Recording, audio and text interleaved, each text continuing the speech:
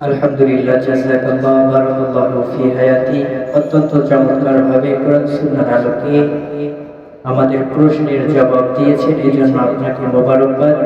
এখন আপনার কাছে আমাদের আরেকটি প্রশ্ন, যেটা হলো রাসূলুল্লাহ সাল্লাল্লাহু আলাইহি ওয়াসাল্লাম হাদিসে মোবারকার ভিতরে বলেছেন যে মায়ের সম্মানের ক্ষেত্রে রাসূলুল্লাহ সাল্লাল্লাহু আলাইহি ওয়াসাল্লামকে যখন সাহাবী প্রশ্ন করলেন যে ইয়া রাসূলুল্লাহ, মায়ের সম্মান আল্লাহ তাআলা কতটুকু দিয়েছেন, মায়ের খেদমত আমরা কতটুকু করতে পারবো, করব, এর মাপকাঠি যখন সাহাবী জিজ্ঞাসা করলেন, তখন রাসূলুল্লাহ সাল্লাল্লাহু আলাইহি ওয়াসাল্লাম তিনবার মায়ের কথা বলার পরে চতুর্থবারে গিয়ে বাবার কথা বললেন।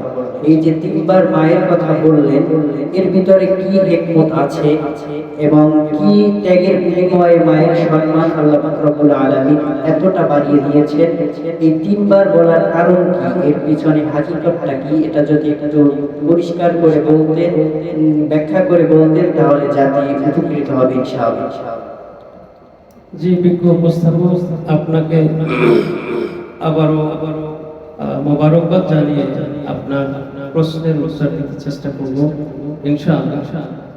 আপনি মাতা পিতার হকের উপরে আজকে অত্যন্ত গুরুত্বপূর্ণ একটি হাদিস আমাকে প্রশ্ন করে, এর মাধ্যমে নবীজির উদ্দেশ্য জানতে চেয়েছেন যে নবীজি আমাদেরকে হাদিসের মাধ্যমে মূলত কি বোঝাতে চেয়েছিলেন। হাদিসটি বুখারী শরীফের মধ্যে এসেছে এবং মুসলিম শরীফের মধ্যে এসেছে। আমরা জানি পৃথিবীর মধ্যে আল্লাহ পাকের পবিত্র কোরআনের পরে সবচেয়ে সমাদৃত এবং সর্বশ্রেষ্ঠ গ্রন্থের নাম হলো বুখারী শরীফ এবং মুসলিম শরীফও তার পাশাপাশি। এই বুখারী শরীফ এবং মুসলিম শরীফ, যাকে মুত্তাফাকুন আলাইহি হিসেবে হাদিসের কিতাবে দুই হাদিসের গ্রন্থে যদি কোনো হাদিস আসে তাহলে মুত্তাফাকুন বলা হয়, অর্থাৎ বুখারী ও মুসলিম শরীফের হাদিস। যে হাদিসটি আপনি উল্লেখ করেছেন, এই হাদিসটি বুখারী শরীফ এবং মুসলিম শরীফের মধ্যে এসেছে। হাদিসটি হলো আন আবি হুরায়রা রাদিয়াল্লাহু তাআলা আনহু قال رجل يا رسول الله صلى الله عليه وسلم من أحق الناس بحسن الصحبة। হুজুরের কাছে প্রশ্ন হলো যে আবু হুরায়রা রাদিয়াল্লাহু তাআলা আনহু হাদিসখানা বর্ণনা করেছেন যে রাসূল পাক সাল্লাল্লাহু আলাইহি ওয়াসাল্লাম ইরশাদ করেছেন, মান আহাক্কুন নাস বিহুসনিস সুহবাহ। হুজুর, আমি মানুষদের মধ্যে সবচেয়ে বেশি কার সম্মান করব, সবচেয়ে বেশি কার তাজিম করব, সবচেয়ে বেশি কার প্রতি শ্রদ্ধাশীল থাকব। রাসূল সাল্লাল্লাহু আলাইহি ওয়াসাল্লামের কাছে প্রশ্ন হয়েছে এভাবে, হুজুর আমি সবচেয়ে বেশি খেদমত কার করব, কার প্রতি আমি সবচেয়ে বেশি শ্রদ্ধাশীল হব? নবীজি বললেন, বলা তোমার মা। আবার লোকটা প্রশ্ন করলেন, হুজুর সুম্মা মান, এরপরে কে? নবীজি আবার বললেন, বলা তোমার মা। আগন্তুক লোকটা, প্রশ্নকারী ব্যক্তি আবার বললেন, হুজুর এরপরে কে? বলা সুম্মা মান। হুজুর বললেন, বলা তোমার মা। আবার লোকটা বললেন, হুজুর এরপরে কে? রাসূল সাল্লাল্লাহু আলাইহি ওয়াসাল্লাম তখন বললেন, বলা আবু, তোমার পিতা। সুবহানাল্লাহ। এখানে তিনবার বললেন মায়ের কথা, চতুর্থবারে আমার বলেছি বাবার কথা বললেন। মূলত আমরা একটা বিষয় বুঝি যে মা আর বাবা দুজন মানুষই কিন্তু আমাদেরকে প্রতিপালনের ক্ষেত্রে গুরু দায়িত্ব বহন করে থাকে। বাবা মায়ের কোনো অংশ কিন্তু কম না। বাবা রাস্তা ঘাটে দিন মজুরি করে অথবা পরিশ্রম করে উপার্জন করে বাসায় এনে দেয়। মা রান্না করে প্রস্তুত করে আমাদের জন্য খাবারের ব্যবস্থা করেন। মূলত রাস্তায় মাঠে ঘাটে কষ্ট করে খাবার ব্যবস্থা করেন যিনি, তার কথা নবীজি বললেন একবার। আর মা ঘরে বসে রান্না করে আমাদেরকে খাবার প্রস্তুত করে দেন, তার কথা নবীজি প্রথমে তিনবার বললেন। এই বিষয়ে আপনি মূল উদ্দেশ্য জানতে চেয়েছেন। আপনার মাধ্যমে আশা করি বিষয়টা জাতি স্পষ্ট করে বুঝে ফেলবে। যদিও বাবা এবং মায়ের আমরা অবদান কোনো অংশে বাবার চেয়ে মায়ের, মায়ের চেয়ে বাবা, এটাকে খাটো করে দেখতে সুযোগ পাচ্ছি না। মা সন্তানের কাছে যেমন, বাবাও কিন্তু সন্তানের কাছে ঠিক একইভাবে শ্রদ্ধার পাত্র এবং তাকে শ্রদ্ধা করতে বাধ্য। রাসূল সাল্লাল্লাহু আলাইহি ওয়াসাল্লাম যে হাদিসের মধ্যে, আগের হাদিসে আপনি আলোচনা করেছিলেন যে আল জান্নাতু তাহতা আকদামিল উম্মাহাত, মাতা পিতার পদতলে সন্তানের জান্নাত, এটাকে কিন্তু শুধুমাত্র মায়ের কথা বলা হয় নাই। এখানে কিন্তু বাবাকেও যোগ করা হয়েছে। কাজে এখানে প্রথম বাবাকে একটু দূরে রেখে মায়ের কথাই পরপর নবীজি 3 বার বলার পরে চতুর্থবারে বাবাকে এনেছেন। এখানে কারণটা কি থাকতে পারে, এই বিষয়টাই তো মূলত আপনার প্রশ্নের আসল উদ্দেশ্য। জি, তো এ বিষয়ে ইনশাআল্লাহ আমি আপনাকে কোরআনে কারিমের মাধ্যমেই যদি আপনাকে বিষয়টা বোঝাতে পারি, তাহলে আশা করি আপনিও বুঝে ফেলবেন এবং জাতিও বুঝে ফেলবে ইনশাআল্লাহ। পবিত্র কোরআনের সূরা আহকাফের মধ্যে 15 নম্বর আয়াতের ভিতরে আল্লাহ কিন্তু বিষয়টা স্পষ্ট করে দিয়েছেন। মা এমন 3টা কষ্ট করেন, যেই 3টা কষ্ট পৃথিবীর কোনো পুরুষের পক্ষে সম্ভব না এবং করার কোনো পক্ষে সম্ভব না, এটা করার সুযোগ নাই, আমরা পারবো না। এই সেই 3টা বিষয় আল্লাহ বলে দিয়েছেন, ওয়াসাইনাল ইনসানা বিওয়ালিদাইহি ইহসানা হামালাতুহু উম্মুহু কুরহা ওয়া ওয়াদাআতুহু কুরহা ওয়া হামলুহু ওয়া ফিসালুহু 30 শাহরা। এখানে কিন্তু বিষয়টা স্পষ্ট হয়ে গেল। 3টা বিষয় আল্লাহ বলেছেন, আমি পৃথিবীর সমস্ত সন্তানদেরকে মা বাবার প্রতি আনুগত্যশীল হতে নির্দেশ প্রদান করেছে, যে তারা যেন তাদের মা বাবার প্রতি শ্রদ্ধাশীল হয়, মা বাবার আনুগত্য করে, মা বাবার প্রতি যত্নশীল হয়। এক কথায় মা বাবার পূর্ণ আনুগত্য স্বীকার করে মা বাবাকে শ্রদ্ধা করার কথা কিন্তু আল্লাহ এখানে স্পষ্ট করে দিয়েছেন। আবার আপনি যদি লক্ষ্য করেন সূরা বনী ইসরাঈলের ভিতরে আল্লাহ বলেছেন, ওয়াকাদা রাব্বুকা আল্লা তা'বুদু ইল্লা ইয়্যাহু ওয়া বিল ওয়ালিদাইনি ইহসানা ইম্মা ইয়াবলুগান্না ইনদাকাল কিবারা আহাদুহুমা আও কিলাহুমা ফালা তাকুল লাহুমা উফফি ওয়া লা তানহারহুমা ওয়া কুল লাহুমা কাওলান কারীমা। এখানে কিন্তু চমৎকার কথা আল্লাহ বলে দিয়েছেন যে মাতা-পিতার হকের কথা আল্লাহ বললেন, এরপরে বললেন যে তারা দুইজন অথবা দুইজনের একজন যদি বৃদ্ধ হয়ে যায়, বয়োবৃদ্ধ অবস্থায় তোমাদের কাছে উপনীত হয়, তখন তোমরা বাবার সাথে এমন শব্দ উচ্চারণ করবে না, এমন কোনো কথা বলবে না যাতে তোমার বাবা তোমার ওই আচরণে অসন্তুষ্ট হয়ে আহ কথাটা উচ্চারণ করতে পারে। অর্থাৎ কষ্টে বাবা কোনো শব্দ উচ্চারণ করবে এমন কোনো কথা তাদের সাথে বলা যাবে না, এটা কিন্তু আল্লাহ ক্লিয়ার করে দিয়েছেন। তো সেইখানে আল্লাহ বলে দিয়েছেন যে আমি অবশ্যই সন্তানদেরকে এই মর্মে নির্দেশ করেছি তারা যেন তাদের মা বাবার প্রতি আন্তরিকতা পোষণ করে, শ্রদ্ধাশীল হয়, তাদের প্রতি যত্নশীল হয়, তাদের খেদমত যথাযথ আদায় করে। এরপরেই আমার আল্লাহ বলেছেন মায়ের, এই যে আপনি হাদিসের কথা বলেছেন যে 3 বার কেন মায়ের কথা, এখান থেকে কিন্তু মাকে আল্লাহ আলাদা করে দিয়ে দিয়েছেন। হামালাতুহু উম্মুহু কুরহা, আল্লাহ বলে দিয়েছেন তার মা কষ্ট করে, যথেষ্ট কষ্ট স্বীকার করে তাকে পেটে বহন করেছেন। গর্ভে যখন আমরা ছিলাম, এই গর্ভে থাকাকালীন সময়টা এটা 10 মাস 10 দিনের একটা মতামত আছে। তবে এই 10 মাস 10 দিন অনেক সন্তান থাকেও না, অনেকে একটু আগেও হয়ে যায়, আবার অনেকের ক্ষেত্রে কিছুদিন বেশিও দেখা যায়। তবে 10 মাস 10 দিনের কথাটাই প্রচলিত। 10 মাস 10 দিন সন্তান মাতৃগর্ভে থাকে। আমরা 10 মাস 10 দিন অথবা কম বেশি যাই হোক, আমরা একটা নির্ধারিত সময় মায়ের গর্ভে কিন্তু ছিলাম। এই গর্ভে থাকাকালীন সময়টা মায়ের জন্য যথেষ্ট কষ্ট। মা অনেক সময় এমন দিন কাটিয়েছে যেই সময়গুলোতে মা কিন্তু নিজে খাবারের প্লেট হাতে নিয়েছে। গর্ভে আমরা ছিলাম 6 মাস 7 মাস 8 মাস চলাকালীন সময়টা মায়ের জন্য কষ্টে, অনেক কঠিন কষ্টের ছিল মায়ের জন্য। ওই সময় মা সারা দিনের ক্লান্তি অথবা ঘরের ভিতরে মহিলা হিসেবে তার কাজ করতে হয়েছে, সাংসারিক জীবন যাপন করার তাগাদায় সে কিন্তু কাজের মহিলা তার ঘরে ছিল না, নিজে কাজ করেছে। এই কাজ করার পরেও আপনার আমার জন্য খাবার প্রস্তুত করে মা যখন খেতে কেবল বসেছে, আমি তো গর্ভজাতক সন্তান, ভিতরে বসে আমি তো কিছু জানি না, কিছু বুঝি নাই, তখন মা কেবল খাবারটা খাওয়ার জন্য প্লেট হাতে নিয়েছে অথবা খাবার প্রস্তুত করে লোক মুখের কাছে নিয়েছে।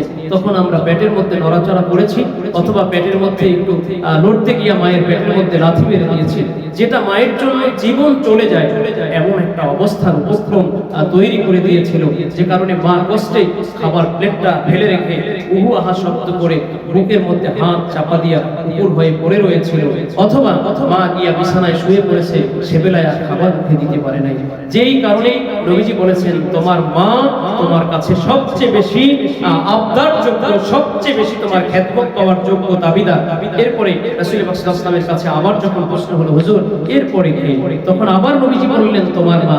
এখানে আল্লাহ পাক রব্বুল আলামিন পবিত্র কোরআনে কারীমের মধ্যে বলে দিয়েছেন ওয়া ওয়াদাআতুহু কুরহা ওয়া হামলুহু ওয়া ফিসালুহু 30 শাহরা। এখানে প্রথমবার আল্লাহ বললেন যে মা পেটে বহন করছে, এরপরে দ্বিতীয়বার হলো ওয়া হামলুহু, এরপরে আল্লাহ পাক রব্বুল আলামিন মা পেটে বহন করলেন, এরপরে আমাদেরকে প্রসব করলেন। যে প্রসব করার যে বেদনাটা, এটা এমন একটা জটিল এবং এমন একটা কঠিন, যা পৃথিবীতে ওই মাই কেবলমাত্র বুঝতে পারে। এটা পৃথিবীর কোনো মাকে, অন্য কোনো মাকে যারা বাচ্চা গর্ভে ধারণ করেনি তাদেরকেও বোঝানো সম্ভব না। ওই মাই কেবলমাত্র বলছে যে সন্তান পেটে আসার পরে, সন্তান যখন প্রসব করেছিল তখন কতটা কষ্ট হয়েছিল। এজন্য অনেক সময় দেখা যায় যে সন্তান যখন ভূমিষ্ঠ হয় তখন অনেক মায়েরা কিন্তু মারা যায়। আপনি অবশ্যই দেখেন, পেপার পত্রিকা এখন দেখা যায় যখন মায়ের গর্ভ খালাস হয় তখন অনেক মা মারাই যায়, অর্থাৎ দুনিয়ার থেকে সে শেষ নিঃশ্বাস ত্যাগ করে আল্লাহর ডাকে সাড়া দিয়ে চলে যায়। ওই সময় কষ্ট সহ্য করতে পারে না, তার শারীরিক হয়তো ওই রকম ফিট থাকে না, অসুস্থতার কারণে যে কোনো ভাবেই হোক সন্তান প্রসবকালীন সময়ে মারা যায়। তবে তাদের জন্য খোশ কিসমতের ঘোষণা নবীজি কিন্তু জানাই দিয়েছেন। নবীজি বলে দিয়েছেন, যদি কোনো সন্তান প্রসবকালীন সময়ে কোনো মা দুনিয়ার থেকে বিদায় নেয়, মারা যায়, তাহলে সেই মাকে আল্লাহ শহীদ হিসেবে মঞ্জুর করে নেন।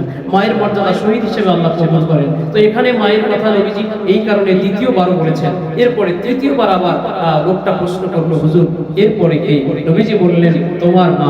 নবীজি যে তৃতীয়বারেও মায়ের কথা বললেন, এর কারণটা কি? আল্লাহ বলেছেন, অফিসালুহু ফি আমাইন, সন্তান জন্মগ্রহণ করলো, মায়ের দায়িত্ব কিন্তু শেষ না। দেখেন, সন্তান জন্মগ্রহণ করলো, যদি সন্তান জন্মগ্রহণ করার পরে মায়ের দায়িত্ব শেষ হয়ে যেত, সন্তানের মতো প্রতিপালিত হতো, মা এখান থেকে সন্তান ভূমিষ্ঠ হওয়ার পরেই কিন্তু বেঁচে যাইতেন, অথবা তিনি এর থেকে রূপ লাভ করতেন, কিন্তু তার সুযোগ কিন্তু মায়ের নাই। কারণ হলো মা এরপরে 2টা বছর এই সন্তানকে দুধ পান করাতে বাধ্য। আল্লাহ বলে দিয়েছেন, ওয়ালিদাতু ইউদি'না আওলাদাহুন্না হাওলাইনি কামিলাইন, 2টা বছর পরিপূর্ণ 2 বছর মা সন্তানকে দুধ পান করাবে, এটা মায়ের দায়িত্ব। আল্লাহ মায়ের উপরে দায়িত্ব চাপাই দিয়েছে, 2টা বছর তার সন্তানকে সে দুধ পান করাবে, এটা মায়ের দায়িত্ব এবং মা এটা পালন করে যথাযথ। কিন্তু যেই মা 2টা বছর আল্লাহর হুকুম পালনের জন্য আমাদেরকে 2টা বছর পূর্ণ দুধ পান করালেন, এই 2 বছর দুধ পান করে, অথবা একটু বেশি কম, অনেক বাচ্চারা দুধ পান করতে গিয়ে সময় লাগায়, তো এই 2 বছর আল্লাহর নির্দেশ, এই 2টা বছর যে আমরা দুধ পান করেছি মায়ের মুখ থেকে, এই 2টা বছরের দুধ পানের একটা বার আমরা যে দুধ পান করেছি, অথবা যদি একটা বার যে শোষণ দিয়ে যতটুকু দুধ নিজে পান করেছি, এতটুকু দুধের যদি দাবি অথবা এর যদি ঋণ পরিশোধ করার জন্য আমরা যদি আমাদের গায়ের চামড়াও খুলে মায়ের পায়ের জুতা বানিয়ে দিই, তাহলেও কিন্তু মায়ের এই যে ঋণ, আমাদেরকে যে দুধ পান করিয়েছেন, এটা শোধ হবে না। 3টা ধাপে মা কষ্ট করেছেন। 1 নম্বর, মা কিন্তু জটিল ও কঠিন কষ্ট করেছেন। প্রথম সেটা হলো মা আমাদেরকে গর্ভে ধারণ করে 10 মাস 10 দিন একটা বোঝা, ভারী বোঝা, একটা জীবিত মানুষের পেটের ভিতরে আর একটা জীবিত মানুষ। দেখেন কত কষ্ট, একটা জীবিত মানুষ, একটা জীবিত প্রাণীর পেটের ভিতরে আর একটা জীবিত প্রাণী নিয়ে, সে কিন্তু দুনিয়ার অন্য কোনো জায়গা থেকে খাবার নিচ্ছে না। মা যে খাবারটা খাচ্ছে, সেই খাবারটাই আল্লাহ পাক তার নারীর ভিতরে, অর্থাৎ নাভির সাথে একটা সংযোগ রাস্তা তৈরি করে মা যে খাচ্ছে, সেই খাবারটাকে মডিফাই করে এই পেটের ভিতরে গর্ভজাতক সন্তান খেতে পারে, তাকে তার এই পাইপ দিয়া, লাইন দিয়া তার ভিতরে ঢুকালে যাতে তার কোনো ক্ষতি না হয়, সেইভাবে সেই খাবারটাকে আল্লাহ মডিফাই করে এরপরে সেই খাবারটা তার পেটের ভিতরে আল্লাহ খাওয়ায়, পেটের ভিতরে, মায়ের পেটের ভিতরে সন্তানটাকে প্রতিপালন করলেন, বড় করলেন। যেই মায়ের পেটের ভিতরে 10 মাস 10 দিন থেকে একটা বাচ্চা প্রতিপালিত হলো, একটা বাচ্চা যেই মায়ের পেটের ভিতরে 10 মাস 10 দিন থাকলো, এরপরে ওই সন্তানটাকে মা যখন প্রসব করতে গেলেন, তখন যে একটা কত কষ্ট মা করলেন, যে কষ্টের কারণে মা বারবার আল্লাহর কাছে বলতেন, আল্লাহ কষ্ট আর সহ্য হয় না, এর চেয়ে আমাকে আপনি দুনিয়া থেকে নিয়ে নেন, আমি আর বাঁচতে চাই না। সেই মা এত কষ্ট করার পরেও আজকে কিন্তু আমাদের কাছে সেই মায়ের মর্যাদা, সেই মায়ের যে প্রাপ্য যেটা, তা কিন্তু আমরা যথাযথ আদায় করতেছি না, মাকে আমরা কষ্ট দিচ্ছি। আপনি আরেকটা বিষয় জানলে ক্লিয়ার হয়ে যাবেন।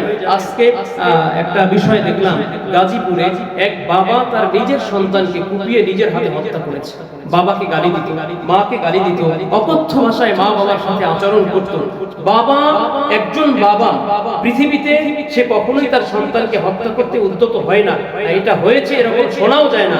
অসংখ্য প্রমাণ আমরা শুনেছি, দেখেছি, পেপার পত্রিকা মিললে দেখি। এখন ইউটিউব, এখন অনলাইনের যুগ, সারা পৃথিবীতে এখন মোবাইলে আমরা দেখতে পারি যে বাবাকে মা সন্তানরা নির্যাতন করে, মাকে নির্যাতন করে, মাঠে ঘাটে বাবাকে নির্যাতন করে, বিবস্ত্র করে, মারধর করে, কিন্তু কোনো বাবা যে তার সন্তানকে হত্যা করেছে কষ্টে পড়ে, এ নজির কিন্তু খুব বিরল। কিন্তু আজকে প্রকাশ হলো যে বাবা কত কষ্টে পড়ে সে নিজের সন্তানকে কুড়াল দিয়ে কোপায় এরপরে হত্যা করেছে। হত্যা করার পরে বাবা আমার সে নিজে প্রশান্তি নিয়ে যে আমি এখন শান্তি পাচ্ছি, স্বস্তি পাইলাম মাত্র, বাবা পুলিশের কাছে নিজে আত্মসমর্পণ করছে এবং বাবা পুলিশের সাক্ষাৎকারে বলছে যে আমি এখন মানসিকভাবে প্রশান্তি পাচ্ছি, যদি আমার ফাঁসি হয়ে যায় তাতেও আমি খুশি।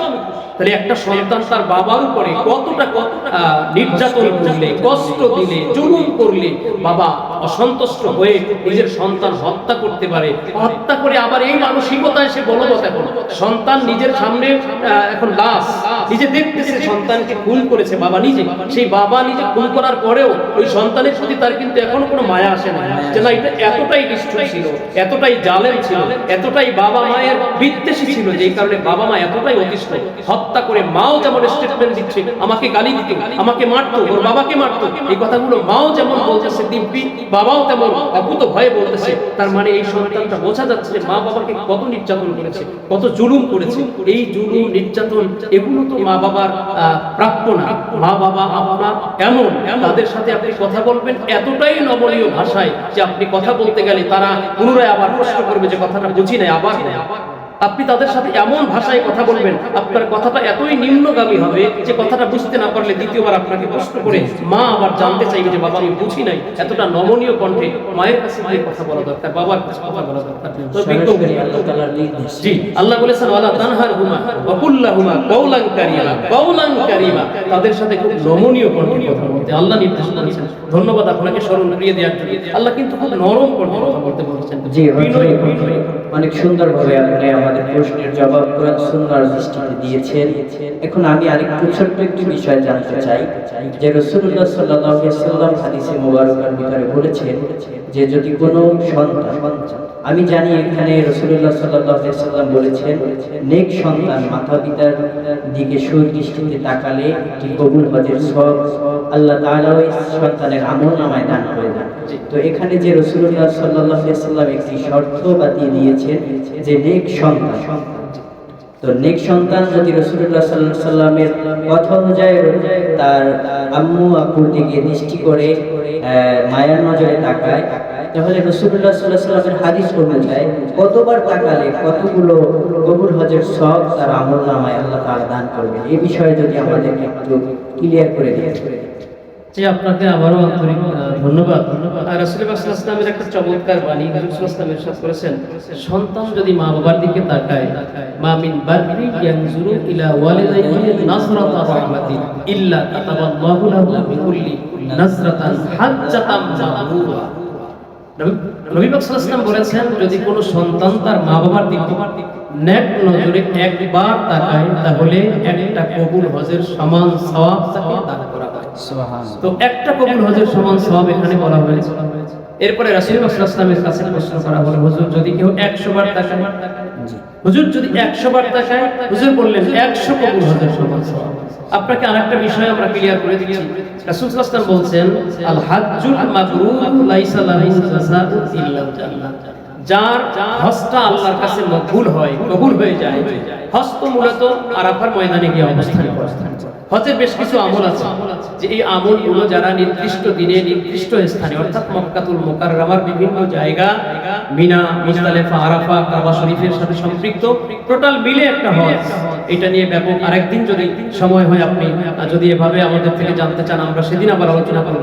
এখন যেহেতু আমাদের মূল উদ্দেশ্য এটা না, তো হজ কিন্তু একটা নির্ধারিত সময়ের সাথে সম্পৃক্ত। ইচ্ছে করলে এখন আপনি হজ করতে পারবেন না, উমরা করতে পারবেন, কিন্তু হজ কিন্তু হজের নির্ধারিত সময় করতে হয়। তো এই নির্ধারিত সময়ে, নির্ধারিত স্থানে, নির্ধারিত মাসে আপনাকে হজটা করতে হচ্ছে। তো এই জায়গায় বসে হজ করলে হজ যে কবুল হবে এর কিন্তু কোনো নিশ্চয়তা নেই। আপনি নিশ্চিত হতে পারবেন না যে আমি হজ করেছি কবুল হয়েছে, হ্যাঁ তবে আশা করতে পারেন। কারণ হলো নবীজি বলছেন, আল ঈমানু বাইনাল খাউফি ওয়ার রিজা, আশা এবং ভয় এই দুইয়ের মাঝে হলো ঈমান। ঈমান আপনার বিশ্বাস যেমন, আপনার নিজের আল্লাহর কাছে বিনয় যেমন, ভয় ভয় যেমন, ভয় এবং বিশ্বাস যেমন, তেমন আপনার প্রতিদান আল্লাহ দিবেন। তো অতএব আপনি যে প্রশ্ন করেছেন যে রাসূল পাক সাল্লাল্লাহু আলাইহি ওয়াসাল্লাম আমাদেরকে জানাই দিয়েছেন যে মাতা পিতার দিকে একবার যদি কেউ তাকায় তাহলে একটা কবুল হজের সমান সওয়াব। মূলত ওই সময় সাহাবী প্রশ্ন করেছিলেন যে হুজুর 100 বার যদি কেউ তাকায় তাহলে কি 100 সওয়াব হবে কিনা? রাসূল সাল্লাল্লাহু আলাইহি ওয়াসাল্লাম তখন 100 কথার জবাবে 100 হজের সমান সওয়াবের কথা উল্লেখ করে দিয়েছেন। কিন্তু যদি সাহাবী এখানে বলতেন যে হুজুর যদি কেউ 1000 বার, তাহলে এখানে বহু বচন চলে আসছে। এটা বহু বচন বলতে এটা ধারাবাহিক চলমান, অর্থাৎ একজন সন্তান যদি মা বাবার দিকে প্রতিদিনে একবার এভাবে নজর করে যে আরে আমার আব্বা আম্মা এখন বার্ধক্যে পৌঁছে গেছে, তাদের এখন কষ্ট হচ্ছে, আমার যেমন আজকে এখন শারীরিক শক্তি শরীরের আমার নিজের যেমন এখন যৌবন বয়সের শারীরিক যে অবস্থান, অর্থাৎ আমার শারীরিক যে নিজের সৌন্দর্য, এই সৌন্দর্য একদিন কিন্তু তাদেরও ছিল, এই সৌন্দর্য তাদের থেকে আজকে বিলীন হয়ে গেছে। তারা এখন বার্ধক্য বয়সে পৌঁছে গেছে, মায়ের দাঁত পড়ে গেছে, বাবার দাঁত পড়ে গেছে, আব্বার যে একই অবস্থা হয়ে গেছে, তারা এখন হাঁটতে কষ্ট হচ্ছে, উঠতে কষ্ট হচ্ছে, বসতে কষ্ট হচ্ছে। একটা সময় ছিল আমাদের মতো তারা ছিলেন, আরে আমার আব্বা ওই সময় তো আমার মতো, আমি যখন এখন যেমন আমি কষ্ট করি সন্তান প্রতিপালনের জন্য, সংসার পরিচালনার জন্য, আমার বাবা কিন্তু তো এই সময়টায় আমাদের সংসার পরিচালনার জন্য আমার প্রতিপালনের দায়িত্ব মাথায় নিয়ে আমার বাবা কিন্তু এই দায়িত্বটাই পালন করেছিলেন। এই কথাটাই যদি সন্তান বাবার দিকে তাকায়, খেয়াল করে, আর যদি মায়ার নজর নিয়ে বারবার এভাবে তাকায়, যতবার সে যদি হয় একবার, সে যদি হয় 100 বার, 100 বার, সে যদি হয় 1000 বার, 1000 বার, সে যদি হয় দিনের ভিতরে লক্ষ কোটি বার, তাহলে সন্তান লক্ষ কোটি বার হজের সওয়াব পাবে, এতে কোনো সন্দেহ নাই। এটাই নবীজির হাদিসের মূল উদ্দেশ্য, যে সন্তান যতবার তাকাবে, মামিন বাররি ইয়ানসুরু ইলা ওয়ালিদাইহি নাসরা রাহমাতিন ইল্লা কাতাবাল্লাহু লাহু নাসরাতান হাজ্জাতান মাবরুরা। প্রত্যেকবারের জন্য আল্লাহ একটা করে কবুল হজের সমান সওয়াব দিবেন। অতএব এখানে যতবার তাকাবে ততটাই কবুল হজের সমান সওয়াব। তাহলে আল্লাহ রাব্বুল আলামিন যে আমাদেরকে এত বড় একটি নিয়ামত দান করেছেন, আমরা আশাবাদী যে আমরা হজ করলে আমাদের হজ কবুল হবে, কিন্তু তার মাঝেও কিন্তু আমাদের একটা ভয় থেকেই যায় যে যদি কবুল না হলো বা লক্ষ লক্ষ টাকার ভিতরে যদি 1 টাকা হারাম উপার্জনের থাকে তাহলে নিশ্চয়ই কবুল হবে না। তো এই ভয়ও থাকে আবার আশাও থাকে। তার মাঝে যে আমাদের জন্য রাসূলুল্লাহ সাল্লাল্লাহু আলাইহি সাল্লামের জবান মুবারকের বাণী আমরা শুনে আসলেই ভাগ্যবান আমরা রাসূলুল্লাহ সাল্লাল্লাহু আলাইহি সাল্লামের উম্মত হয়ে, এটা প্রমাণ হলো, এটা একটা প্রমাণের একটা হাদিস। তো অসংখ্য ধন্যবাদ আপনাকে কোরআন সুন্নাহর আলোকে আমাদের প্রশ্নের জবাব দেওয়ার জন্য। দোয়া করি আল্লাহ পাক রব্বুল আলামিন যেন আপনাকে সারা বিশ্বময় কোরআন সুন্নাহর আলোকে আলোচনা করার মতো এবং কোরআন সুন্নাহর বাণী পৌঁছে দেওয়ার মতো তৌফিক দান করুন। আমিন। বারাকাল্লাহু ফি হায়াতি। আসসালামু আলাইকুম ওয়া রাহমাতুল্লাহ।